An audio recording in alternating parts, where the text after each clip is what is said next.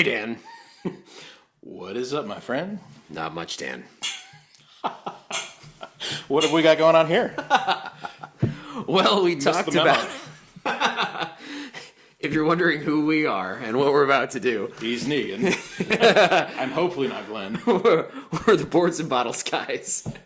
And we love pairing amazing drinks with fabulous games. Seeing if we can elevate them. Sometimes we do. Sometimes it's up to you. Yeah. So today we're going to be talking all about one of our amazing games that we played at our last Contagion Con, which was... Yes. Dead of Winter. Warring Colonies, specifically. Yeah. And it's where Dead of Winter game gets like an upgrade to where it totally becomes Walking Dead. Oh, yeah. In my mind. 100%. So, Dead of Winter is, some of you may know, it's a zombie game. You play survivors, and there's zombies that are going to be attacking a colony. You're going to run out and try to pilfer whatever you can from various locations. So there's the Dead of Winter base game. Then there's a second base game they made called The Long Night. Oh yeah, check that out. There's some of the zombies that are going to come attack you. And then you have people like this. Yeah, there's the survivors. Yeah. So so there was The Long Night, and then they came out with another expansion called Warring Colonies. So Warring Colonies has instructions on there with how to add those two base games together with the Warring Colonies expansion and make a mega game where not only are zombies the threat, but now you've got humans being humans, just being jerks. So you've got these two colonies that are going to be fighting over locations that have tasks they've got to achieve together. And should they not work together and achieve these tasks, like bad things are going to happen. And that was the fun for when we played. Because we played an epic version of this game. We did. I don't know how it could be more epic. I think we had two colonies with 4 players on each side. Yes. I kind of ran the game just to keep things flowing because some of the people hadn't played Dead of Winter enough. And there are a couple weird rules about this one. So it went very well.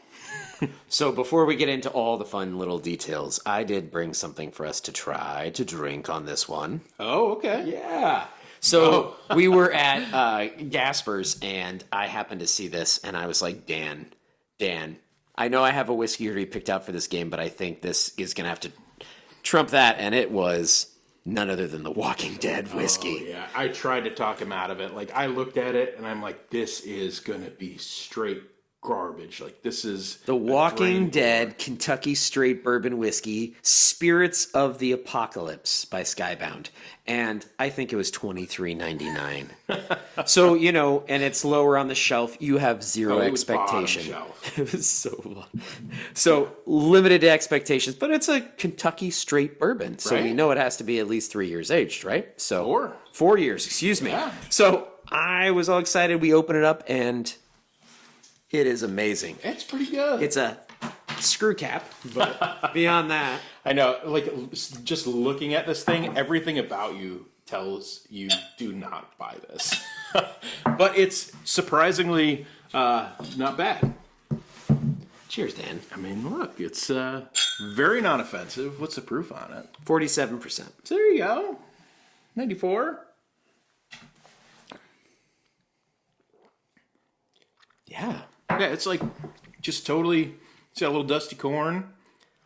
It's buttery, though. Very buttery. Yeah, I mean, it has a lot of things that I enjoy about most bourbons. Mm-hmm. I mean, some things I would say to a muted degree that I'd like to see amped up a little bit, some of the flavors, but yeah, I think I love it as just a simple, easy drinking while gaming. And the fact that it's got the theme on it, push it over the top. You put out Dead of Winter, and then you put out the Spirits of the Apocalypse, Walking Dead, and you just feel the creepiness. And the hatred coming from the groups, because our groups, it was definitely like we had been born from, warring colonies. Yeah, it was, as soon as you put them on sides, they were immediately tied together. And the Montagues and the Capulets, the Sharks and the whatever. Yeah. I mean, it was just... We were ready. So there was an interesting situation that happened early on. We had, so in Walking Dead, every round you're going to reveal a crisis card. And in the base game of Walking Dead, everybody contributes to it. Dead of Winter. Oh, yeah. Sorry. It's one and the same now. I know. So in Dead of Winter, everybody contributes to this crisis card. Although there may be a traitor in the regular game.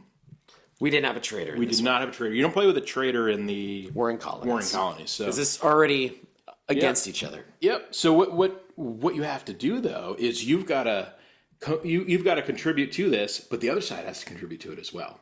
So the first time around, they contributed and everything was fine. The second time, this guy's team was like, no, we are not putting anything in there. For the record, now that the game is over, I had everything we needed to contribute. But I said that we were missing 2, and I'm so sorry, we're just going to lose out, and everyone's just going to have this massive penalty because... I don't think anybody bought into that you didn't have it. But the other colony threw in the extra 2, which gave us a little bit of an early leg up and got the rivalry going. Oh, it did. Absolutely. Yeah, and it was intense because at one point you guys didn't achieve one, and what it did was it put these noise tokens on all the locations, which spawned a ton of zombies everywhere. And that was great because they tried to call us out. And they said, well, this time we're not going to come to your aid. Yep. And we said, well, neither are we. Yeah. Cool story, brother. We're not coming. So yeah, it was a good time. The other cool thing with Dead of Winter is they have these crossroad cards, which it kind of says like if this character is in play or if this particular scenario happens, stop the game and read what happens, and something weird is gonna be the result of it. So that happened a few times, and it actually like kind of dictated the end of the game with one of those things coming out. One of our guys, Craig, lost both of his guys due to one of those at the very end, and it knocked the morale all the way to tipping point. It was great. It was cool. So one of the other things you can do in Warring Colonies is you can attack the opposing colonies. So Alex's team left his colony pretty undefended, and the other colony decided to run in and try to take it over. So there was a lot of retreating, and there was this big battle at the end. It was so cool. It was so cool to watch because it really could have gone either way. It was a slaughter at the end. It was. I think we just gunned down everybody that they brought to the colony. Yeah. And you guys were in a good position too, because so as people die, you can take their weapons. So it was like, oh yeah, we fight back and we take all this and stuff. then I take your shotgun, and Yeah. then I take your knife, and then I take your... Yeah. It was good. It was a good time. It was good. It was a close one. It was. So let's well, the Walking Dead whiskey is wonderful. I also brought a whiskey for it, one we've talked about a little bit. Don't need to get too far into it. You guys should know it by now, but the Found North. Wow. This is not the bottle we had at Contagion Con, because that bottle did not survive the day. But this is what is this? The take 2. Ooh. So we finished the take 1 at Contagion Con. So yeah, and Found North is great. I mean, just putting it out there, you can get on their mailing list, and they tell you when bottle allocations come out, and if you're lucky enough to get into that lottery, get into the lottery, you can have a chance to get a bottle. Most recently, I thought I might have a chance. Dan snagged one. I wasn't able to. It was 18 year. Yeah. That's so exciting. So yeah, and but definitely check it out, because if you like it and you're like, but I can't find it anywhere. A lot of times when you go to a distillery's page, you can get on their list and find out when they have little offerings. Definitely. Yeah, that's been the place to get this stuff, is just online. Through their lottery system. So Negan approves. They say that if you don't win one, it'll improve your odds at the next lottery drawing. So I'm looking forward. Yeah. Oh my goodness. So that is buttery deliciousness, and it just just all around the palate. Yep. So distinct. Yeah, you feel it everywhere. Like, it's so sweet. It's so berry, oak. And then it dries you as it goes down. Because this thing is almost 120 proof, believe it or not. No way. Yeah. It's impossible. 59.8%. So, yeah. And you feel the burn on the, but I mean, $23.99 and whatever the heck this is. So, this is... there you go. Yeah. But, I mean... not that they're comparable. Like, I mean, if you had both these out, you're probably almost always going to lean Found North. But thematically, I think they both stand up, right? Like, it was 2 great bottles to put with an awesome game. Yeah. It was so much fun. It was. And one of the other components of the game is when you travel, when you move. Yes. You have to roll to see if you get exposed. So Yeah. there's like getting exposed to frostbite because this is the dead of winter, remember? Winter. So you're moving around, so you have to be careful of that, but you can also get bit, especially because when you go into these places like the general store, you're looking for food because food is needed for an objective and you can get food there. But then you're making noise, and all of a sudden zombies come out, and you can get bit, and then you have to fight them, and you can get bit, and then you have to go back into the frostbite and get, I mean, there are lots of ways that your character can get wounds, permanent wounds, die. Oh, yeah. So you have to be careful of that and really plan out your moves. Definitely. And that's one of the tracks that can lose you the game. It's called a morale track. So if somebody in your colony dies, your morale goes down. And if it gets to 0, you've lost the game. So one of the cool things about the exposure die, maybe it's not cool, but on one of the die face on this 12-sided die, I think it's one of them, there's a tooth.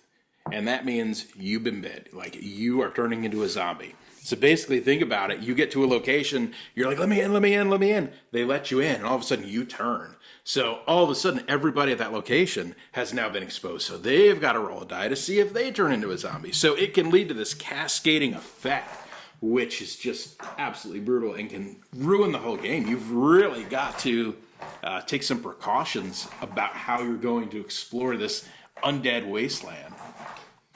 And the characters are so fun. You always give everybody, options of characters at the beginning of the game. You can choose Deal a couple. 4 and keep 2 or something. Yeah.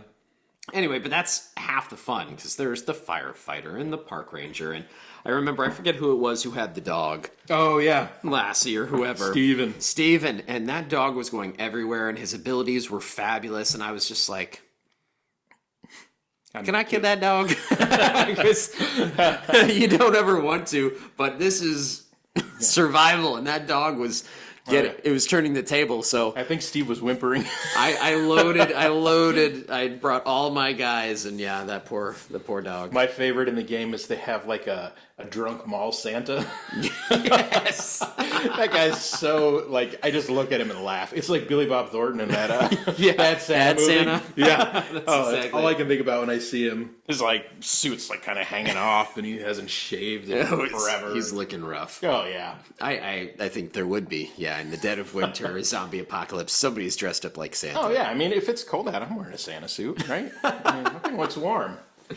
And that's why I went Found North, by the way. If you're like, why is Found North zombie? Cold, winter, zombie, North. Yeah, 100%. there we go. North of the wall. Yep. And if you need to go somewhere in the zombie apocalypse, that would be a great place to go. Where it's cold? No, Found North. Because you have amazing whiskey to be able to drink at the end of days. Oh, yeah. I always say, what's your end of day whiskey, right? What's the one that you want to have? Bunker whiskey. The bunker whiskey. Found North is great bunker whiskey. It would be, yeah. I'd be fine if it was Spirits of Apocalypse, man. A lot better than it looks. It is. Safe zone certified. All right. I approve. There's so many things on this bottle. So many little nuggets that I haven't even There's like a into bloody, yet. like, thumbprint or something. I know. There is. It's great. It's, super thematic, which is what we go for. So. Definitely. Absolutely. Fun. Can't wait to play Warring Colonies again. Now that people know that I'm going to not chip in my fair share, it might be a different game for me. Definitely. Look for it. If it's something you're interested in, try to get it sooner rather than later because I don't think it's being produced anymore. I did not have it, and I bought it specifically for this event, and it was tricky to find. Yeah. For a decent price. Yeah. There you go. Yeah. Get it now. Get it while it's hot. Well, thanks again for another amazing episode. Thank you for liking and subscribing, letting us know in the comments what you liked, what you didn't like, and what we should do next. Yeah. Dan, what do we say? Let's game hard and drink responsibly. Cheers, folks. Cheers, guys.